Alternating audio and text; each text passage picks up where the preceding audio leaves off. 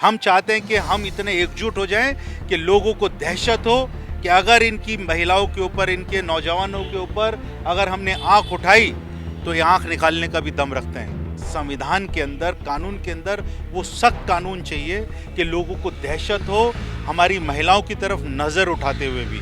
आज 9 साल की बच्ची के साथ में दरिंदगी करने का काम कर देते हैं। आज हाथरस के अंदर बच्ची के साथ में बलात्कार होता है, उसको जला देते हैं, उसको मार देते हैं, उसको जला देते हैं। और उसके बाद उसके पीछे इशारा किन लोगों का है? सरकार का इशारा है। और दिल्ली कैंट के अंदर क्या हुआ? उसी तर्ज के ऊपर, क्योंकि उनको ये लग गया कि हमारी सरकार अगर ऐसा काम कर रही है तो हम क्यों नहीं ये वाला काम कर सकते। तो लोगों ने, समाज के उन लोगों ने जो वहाँ पे पंडाई का काम करते थे, पंडित थे, जो वहाँ पर कर्मकांडी पंडित थे, उन लोगों ने बच्ची के साथ में हैवानियत की, उसको जलाया और सबूत मिटा दिया।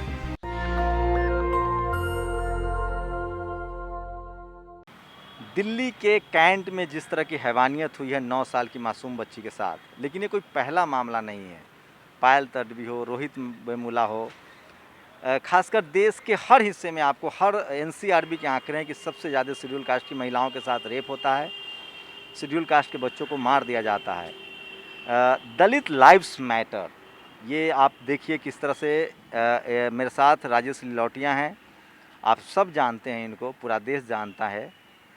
और लगातार दिल्ली कैंट में जो घटना हुई और उसके बाद देश भर में लोगों में जिस तरह का गुस्सा है, राजेश लिलौटिया जी ने लगातार खुद वहां गए हैं, लगातार देश भर में जो कास्ट एट्रोसिटी है उसके डेटा भी कलेक्ट कर रहे हैं और कोशिश कर रहे हैं कि आखिर जाति के नाम पर कब तक रेप, बलात्कार और हिंसा होती रहेगी। सर, ये दलित लाइव्स मैटर, इस तरह के कैंपेन कभी इस देश में चला नहीं, जबकि अत्याचार तो और तेज हो रहे हैं। अब है कि खबरें आ रही है तो पता चल रहा है। क्या करने की ज़रूरत है, कॉन्क्रीट बताइए। देखिए, सबसे पहले किसी भी इंसान को अपने जीवन में किस किस चीज़ की ज़रूरत होती है? रोटी, कपड़ा और मकान। लेकिन मेरा ऐसा मानना है कि दलितों की अगर हम बात करें, एससी, एसटी और ओबीसी की बात करें, बहुजन की बात करें, तो रोटी, कपड़ा और मकान उनकी आवश्यकता है, लेकिन उससे बड़ा है सम्मान, स्वाभिमान, जिसकी हमें ज़रूरत है, जिसके बारे में बाबा साहब भीमराव अंबेडकर ने संविधान में लिखा था, उसको सुनिश्चित किया था कि आपको सम्मान से और स्वाभिमान से जीने का अधिकार देकर जा रहा हूँ मैं। लेकिन आज बड़े अफसोस की बात है, आज हम दलित, एससी, एसटी, ओबीसी रोटी के लिए तरस रहे हैं, रोज़गार के लिए तरस रहे हैं। और अगर मैं बात करूं सम्मान की और स्वाभिमान की, तो समाज के अंदर हमको मिल ही नहीं रहा। सदियों से उसके लिए हम तरसते रहे, लड़ते रहे, संघर्ष करते रहे, प्रताड़ित होते रहे, हमारे ऊपर उत्पीड़न होता रहा है। और वो उत्पीड़न करने वाले लोग, प्रताड़ित करने वाले लोग कौन हैं? वो आज भारतीय जनता पार्टी के रूप में सरकार में बैठे हैं, केंद्र में बैठे हैं। आज अगर हमारे देश के नौजवान अगर दलित लाइव्स मैटर की बात कर रहे हैं, तो ये बाबा साहब भीमराव अंबेडकर की जो सिखाई हुई बात है, संविधान है, उसकी वजह से हम ये बात कर पा रहे हैं कि आज हमारे को सम्मान से और स्वाभिमान से जीने की आवश्यकता है। हमको बराबर का दर्जा चाहिए, हमारा अधिकार है ये हमारे को कोई खैरात में कोई सरकार नहीं देगी, हमारे को ये हमारा अधिकार है, कॉन्स्टिट्यूशन राइट है हमारा। तो मेरा मानना यह है कि जिस तरीके से कैंट में हुआ, हाथरस में हुआ, उन्नाव में हुआ, बहुत सारे ऐसे सैकड़ों हज़ारों मसले हैं कुछ की जानकारी हमको है, जिसके बारे में आप चर्चा कर रहे हैं, मैं चर्चा कर रहा हूँ। हज़ारों केसेस ऐसे हैं जो थाने तक रजिस्टर नहीं होते।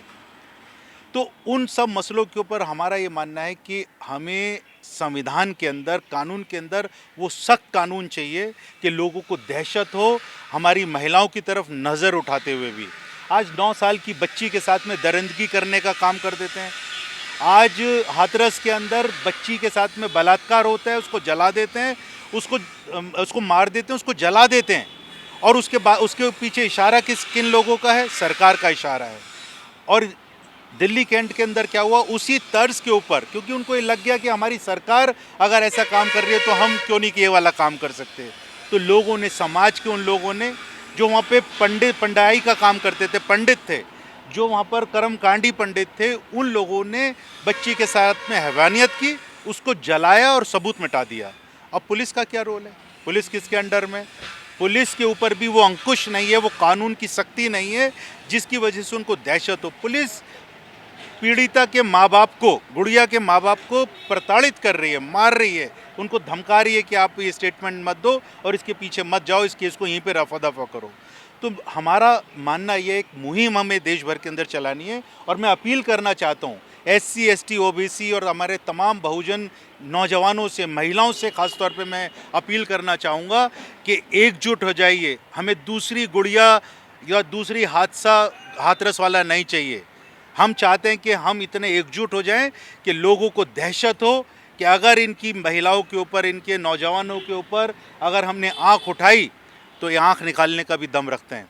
सर, ज़्यादातर मामलों में देखा जाता है कि जाति की वजह से लोगों को लगता है कि ये इनका लोग समाज में लोग नहीं है, पॉलिटिक्स में नहीं है, ब्यूरोक्रेसी में नहीं है, जुडिशियरी में नहीं है, मीडिया में नहीं है, हमारे पास चैनल्स नहीं है। क्या करने की ज़रूरत है? अब सोशल मीडिया है, क्या इस देश में समाज जिस तरह से जागरूक हो रहा है, कोई यूनिटी बनाने की ज़रूरत है? और उस पर आप लोग, चूँकि आप लोग राजनीति में भी लंबे समय से रहे हैं, सोशली भी आप लोग काम कर रहे हैं, एक यूनिटी बनाने की ज़रूरत है कि कम से कम हक अधिकार की जब बात हो तो कम से कम समाज बियॉन्ड द पार्टी लाइन, जातियों में बटा समाज है, वो एकजुट हो और कम से कम संवैधानिक रूप से अपनी ताकत दिखाए।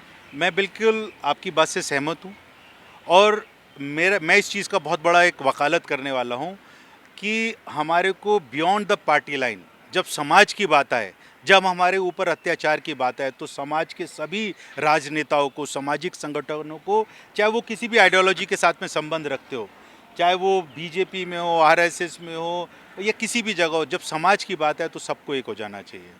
जहाँ पे राजनीति की बात है वो 15 दिन का इलेक्शन होता है, 20 दिन का इलेक्शन होता है, वहाँ पे एक दूसरे को सब चुनाव लड़ें, जीते हारे सब चलेगा, लेकिन समाज के लिए सब पार्टीज़ को एक हो जाना चाहिए और मैं उसके लिए पहल करने के लिए तैयार हूँ। मैं सबको आमंत्रित करता हूँ, अपने SC ST OBC के नेताओं को, आप एक मंच पे आइए, जब भी ऐसा इशू हो सब एक खड़े होकर सरकार से मांग करें कि हमारे को सख्त कानून की ज़रूरत है और संविधान को बचाने की ज़रूरत है। आप क्या देख रहे हैं SC ST OBC ST ST के लोग की अगर बात करें खासकर, तो हम लोग अभी भी रिजर्व सीट से आगे नहीं निकल पाए हैं। हमें कोई भी पार्टी और रिजर्व सीट से जनरल सीट पर हमारी लड़ने की हैसियत नहीं हुई है।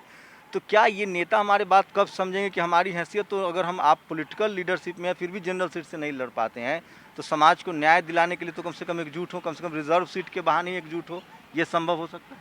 नहीं, बिल्कुल हो सकता है। मेरा ऐसा मानना है कि हमारे में देखिए क्षमता है, इसमें कोई शक नहीं है। दलित लीडरशिप के अंदर क्षमता है नौजवानों में और मैं बड़ा इस बात से प्रभावित हूँ और इस बात के लिए मैं खुश भी हूँ इस बात से कि हमारी जो अभी नौजवान पीढ़ी है SC ST OBC की, उसको अपने अधिकारों की जानकारी है और आज वो सिर्फ रिजर्व कॉन्स्टिट्यूंसीज़ की बात नहीं करती है, वो अपने हक की बात जनरल कॉन्स्टिट्यूंसीज़ में भी देखती है। और जब मैं उन लोगों से चर्चा करता हूँ, उनसे बातचीत करता हूँ, तो मुझे इस बात की उम्मीद नज़र आती है कि आने वाले समय के अंदर बाबा साहब के दिखाए हुए रास्ते पे, जो बाबा साहब का मूल मंत्र रहा है, शिक्षित रहो, शिक्षित बनो, संगठित रहो और संघर्ष करो, उसके ऊपर चलने वाली आने वाली पीढ़ी है और हमारे को उसके ऊपर चल के ही शिक्षा के माध्यम से हमारे को यूनिटी लाने की आवश्यकता है समाज के अंदर। और जो आपने बात की राजनीतिक तौर के ऊपर कि हमारे को हम अगर काबिल हैं, हम कैपेबल हैं, तो सिर्फ सामाजिक कौन सा डिपार्टमेंट होता है वो जो सोशल जस्टिस और वुमेन एम्पावरमेंट के ही हमारे को डिपार्टमेंट नहीं मिलने चाहिए, हमारे को फाइनेंस का डिपार्टमेंट मिलना चाहिए। और जिस तरीके से आप भी वकालत करते हैं इस बात की कि हमारे को और महकमे मिलें, ताकि क्योंकि हमारे नेताओं के अंदर क्षमता है, अगर हमारे MLA MP बनते हैं तो, और उनको आज जो बाबा साहब ने कहा था कि हमारे को सरकार में रहना है, पावर में रहना है, पावर में आने की आवश्यकता है, सत्ता हासिल करने की आवश्यकता है, तभी हम समाज के अंदर अपने लोगों का सही हक दिला सकते हैं। नेशनल दस्तक की लगातार कोशिश है कि शोषित वंचित समाज के साथ खड़ा हुआ जाए, उनकी खबरें आप तक पहुंचाई जाए। मेरे एजेंडे में बिल्कुल किसी की भी धार्मिक भावनाएं आहत करने का कोई मसला नहीं, कोई हिंदू हो, कोई मुसलमान हो, सिख हो, ईसाई हो। कल जिस तरह से जंतर मंतर पर हुआ, मेरी बिल्कुल उस तरह की रिपोर्टिंग में इंटरेस्ट नहीं है। कौन किस धर्म को मानता है वो उनका निजी फैसला है, लेकिन जब बात संविधान की होगी, सोचिए भारत एक ऐसा देश है, मैं बार बार कह रहा हूँ, हम जाति प्रधान देश हैं, कृषि प्रधान देश नहीं। और लगातार SC ST के साथ, OBC के साथ, माइनॉरिटी के साथ उनको 2M दर्जे का नागरिक बना दिया गया। जिस दिन अमेरिका में जो चला था ब्लैक लाइव्स मैटर, अगर भारत के हर लोगों ने, SC ST OBC माइनॉरिटी के लोगों ने दलित लाइव्स मैटर का बैनर उठा लिया, आप यकीन मानिए एक बहुत बड़ी क्रांतिकारी ये बदलाव होगा। और राजेश लिलौटिया उसी कैंपेन में लगे हुए हैं कि अब कम से कम कास्ट के नाम पर किसी को न तो शोषित किया जाए न मारा जाए। आप लोग क्या इसके समर्थन में हैं? अपनी प्रतिक्रिया जरूर दीजिए। कैमरामैन आशीष के साथ शंभू कुमार सिंह, नेशनल दस्तक, दिल्ली। नेशनल दस्तक की आपसे गुजारिश है कि अगर इसको बचाना चाहते हैं तो नेशनल दस्तक को सब्सक्राइब करने के लिए रेड कलर के सब्सक्राइब बटन को दबाएं, फिर बेल आइकन की घंटी दबाएं। नेशनल दस्तक को बचाने के लिए बहुत जरूरी है कि हर खबर को शेयर करें, लाइक करें, कमेंट जरूर करें।